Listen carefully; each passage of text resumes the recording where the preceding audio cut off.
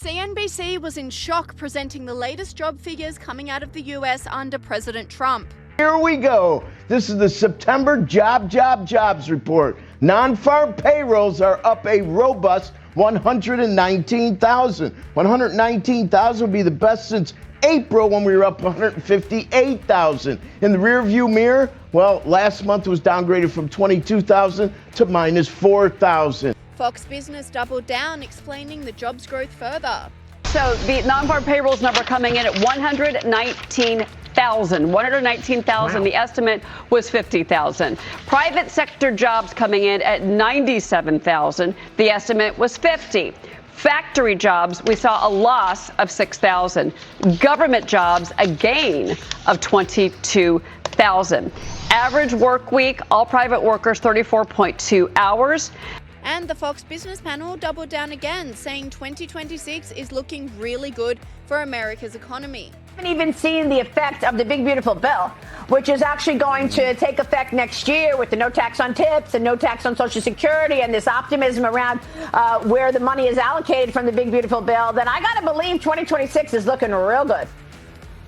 Yeah, me too. And you're right about that, about the tax cut. Most people have not seen the tax cut in their paycheck yet because the withholding will come in January. And our estimate is that the average family is going to see about a $2,000 increase in their paychecks over the year because of the Trump big, beautiful bill. So that's a huge stimulus for American families. But I want to amplify this point about this crazy notion that somehow, only the rich are getting richer and the poor are getting poorer in this economy. It just ain't true. I mean, the median income is rising right now because of Trump's deregulation, all of this investment coming in. By the way, this is another reason to be super bullish on the economy next year.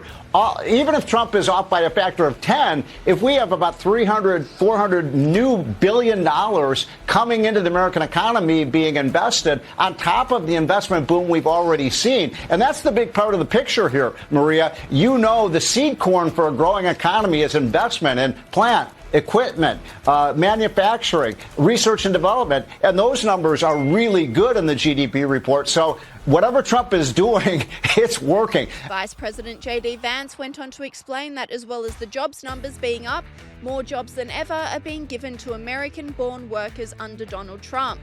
You're seeing the job growth go to native-born American citizens. And what happened under the Biden administration is, to the extent there was any job growth at all, if you looked at the data, almost all of the net job creation in the United States under the Biden administration went to the foreign-born. Now, of course, some of those people are legal immigrants to the United States, but that means that a lot of the job creation was actually going to illegal aliens who shouldn't have been in our country. The best thing you can say about the Trump economy is that American jobs are going to American workers for a change, and that's the thing that I'm proudest about with these numbers. And this is just the beginning, according to Commerce Secretary Howard Lutnick. Setting up for where we're going. You know, the big, beautiful bill starts January 1st. You start getting depreciation. The factories are going to come online. You are going to see job numbers in the second half of next year that are going to blow you away. And these are just the right kind of jobs. We've got to train these people. We've got to get those people in America into the workforce for these great paying jobs. And I think really America, the golden age, which Donald Trump talks about, he is literally saying we are going to build manufacturing in America, and these jobs are going to blow the numbers away. And the positive economic news comes just days after Trump secured $1 trillion in funding from the Saudis, which will further underpin the nation's economic growth. Well, thank you, Mr. President. This relation has been a relation for about 9 decades, and we've been working together for a long time. But today it's a very important time in our history because there is also a lot of things that we're working in the future. We believe in the future of the United States of America. We believe in what you're doing, Mr. President, really creating a lot of good things and good foundation to create more economic growth, more business in America. And it will also your work for the world peace. I believe, Mr. President, today and tomorrow we're going to announce that we are going to increase that $600 billion to almost $1 trillion of investment, real investment and real opportunity by details in many areas. and the agreement that we are signing today in many areas in technology, in AI, in earth materials, magnet, etc., that will create a lot of investment opportunities. So you are doing that now. You're saying to me now that the 600 billion will be 1 trillion. Definitely, because what we are signing, it will facilitate that, and I like that very much. The Trump administration is surely hoping that these positive economic figures will help his approval rating, which has plummeted after the Jeffrey Epstein file release drama that has dominated the news cycle in recent weeks. Donald Trump's approval rating fell to the lowest reading since his return to the White House, a 9 percentage point decline since that time.